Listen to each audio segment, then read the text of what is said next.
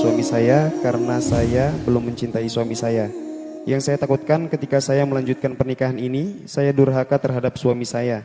Dan saya takut menyakiti hati suami saya. Saya takut tidak bisa melaksanakan tanggung jawab saya kepada suami sebagai istri. Saya takut tutur kata dan perbuatan saya menyinggung beliau, sementara saya juga ingin mempertahankan hubungan ini karena saya tidak mau mengecewakan orang tua saya. Saya juga merasa malu kepada tetangga jika bercerai karena kami baru saja menikah. Apa yang harus saya lakukan, Bu ya? Di dalam membangun rumah tangga, tidak harus selamanya didasari yang namanya cinta.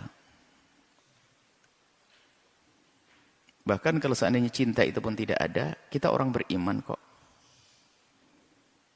Masih ada kasih sayang sesama kaum beriman. Dan ada rasa saling menghormati. Ada tanggung jawab kok. Jadi mungkin orang bangun rumah tangga tanpa cinta, mungkin hanya yang namanya cinta itu memperindah. Semakin indah berumah tangga itu. Jadi, selagi seseorang memang belum mencintai, bukan berarti tidak cinta. Belum mencintai, baru nanti, bangunlah rumah tangga ini adalah dengan saling menghargai, saling membantu, terus mengikuti petunjuk dari Allah dan Rasulnya. Wa asiruhunna bil ma'ruf, suaminya memperlakukan istrinya dengan benar. Istrinya termasuk orang yang husni ta'ah, patuhnya juga benar. Hari demi hari berganti, lihat. Tresno jalaran saka kulino. Akhirnya semakin hari tertanam itu cinta. Karena perilaku yang baik, semula tidak ada cinta. Akhirnya karena semuanya memperlakukan baik, ada cinta. Jadi jangan menyerah. Apalagi itu yang memilihkan orang tua, ada keberkahan di balik itu. Kecuali menemukan pasangan zalim, tidak sholat, memukul, mencaci dan sebagainya. Ini sebab hilangnya cinta. Tapi kalau sedang di rumah tanggamu tidak ada masalah, artinya suami juga tidak zalim amat, tidak ini, sudah masih bisa dibangun semuanya. Terakhir kalau seandainya membangun itu semuanya susah, sekarang pikirkan kebutuhan saja deh. Apalagi tadi ada tujuan untuk menyenangkan orang tua dengan kebutuhan. Anggap saja sudahlah. Tidak perlu yang lainnya, hanya kebutuhan. Karena kebutuhan ini penting sekali. Kebutuhan hubungan suami istri. Orang lain tidak punya, dia sudah punya yang halal. Selesai. Untuk bersenang-senang. Kenapa? Ini yang perlu kita tekankan dari sisi ini. Banyak orang tidak memikirkan kisah perceraian. Ternyata setelah cerai malah berzina. Nah. Jadi kalau seandainya sudah tidak ada cinta, maka ada tanggung jawab. Ada rahmat sana. Ada kasih sayang yang perlu kita bangun. Ada kasih sayang di antara suami istri. Biarpun tidak ada cinta.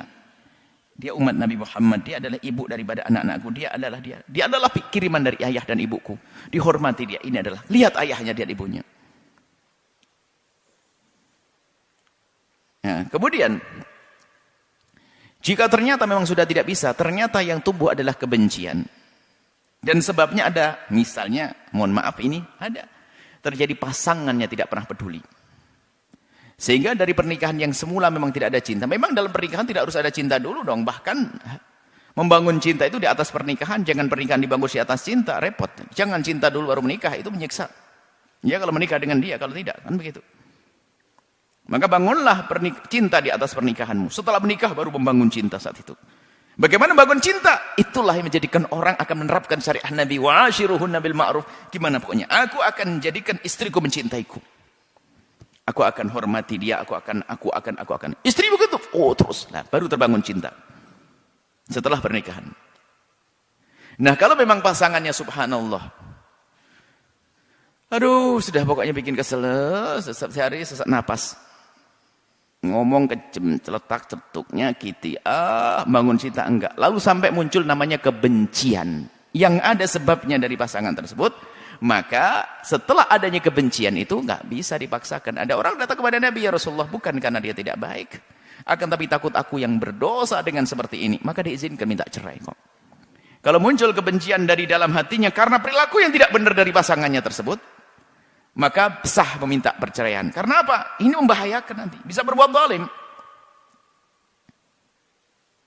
Dan nanti disebutkan ada sebab-sebab orang boleh minta cerai di antaranya. Wanita boleh minta cerai itu ada sebab-sebabnya. Kalau minta ayyum ra'atin talabat at-talaqa min zawjiha, kalau ada seorang perempuan minta laisa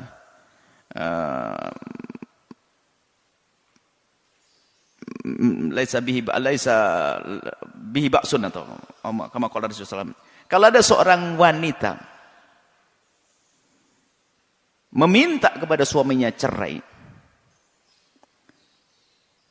min ghairi ba'sin ma bihi min ghairi ma ba'sin, yang namanya mazaidah, tanpa ada permasalahan tanpa sebab, haramun laha raihatul jannati, haram mencium bau surga. Seorang perempuan minta cerai kepada istrinya tanpa sebab yang jelas, neraka baginya. Naudzubillah. Karena apa? Rumah tangga harus jaga. Cuman kalau suaminya itu sampai dikatakan suami nempeleng, sudah boleh minta cerai. Suami nempeleng, suami mencaci boleh minta cerai. Karena hidup rumah tangga mau caci. Sebab dicaci itu adalah lebih sakit daripada ditempeleng. Makanya lesan laki-laki itu perlu jaga. Laki-laki lesannya kotor. Menghormati, menghargai, sehingga mencaci, mengolok, memukul, tidak menafkahi, melarang silaturahmi dengan keluarganya, itu berhak, boleh.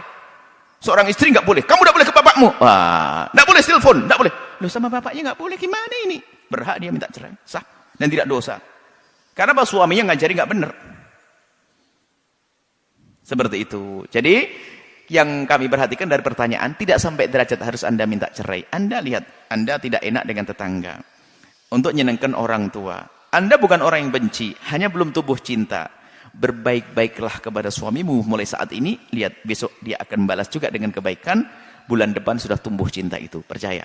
Asalkan Anda memulai dengan segala kebaikan. Jangan buru-buru ke arah perceraian. Kemudian, di saat orang harus bercerai, misalnya kebutuhan, aku harus cerai, aku sudah ada kuat dengan suamiku. Oke. Kenapa? Suamiku menepelengi terus tiap hari.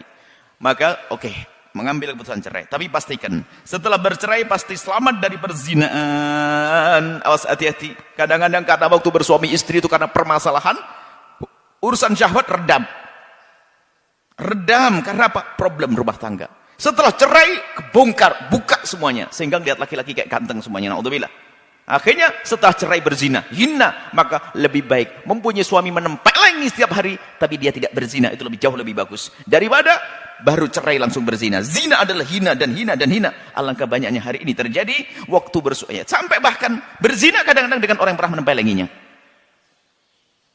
dengan mantan suaminya. Ada di kejadian. Naudzubillah. Ingat, yang siapapun yang akan mengambil langkah, khususnya wanita, untuk bercerai, harus Anda pastikan bahwasanya diri Anda orang yang takut zina. Zina adalah hina, zina adalah dosa besar, kehinaan. Anda direndahkan oleh laki-laki dengan dizinai. Harus pahami makna ini. Baru mengambil langkah bercerai setelah apa tadi? Setelah ada hal-hal yang memperkenankan minta cerai. Kalau nanti khawatir, iya syahwat saya besar, saya kalau sampai cerai, jangan cerai, hati-hati. Seperti itu ya, hati-hati masalah perzinaan itu kehinaan. Banyak perzinaan, karena apa? Dia seorang wanita sudah punya pengalaman dengan laki-laki. Sehingga bukan seperti wanita perawan dan sebagainya. Kalau sudah punya pengalaman, naudzubillah, syahwat bergolak dan sebagainya, naudzubillah, begitu mudah melakukan zina. Hati-hati yang punya kisah-kisah semacam ini, sudah berpisah dengan pasangannya atau tinggal meninggal.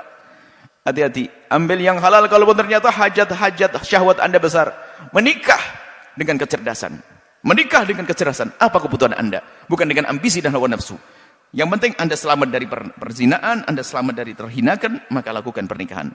Kalau orang membuka pikirannya semacam ini, mencari pasangan tidak susah. Yang repot adalah mencari pasangan dengan ambisinya. Maulaya salli wa sallim daiman abadan ala habibika khairil khalqi kullihim. Maulaya salli wa sallim daiman abadan ala حبيبك خير الخلق كلهم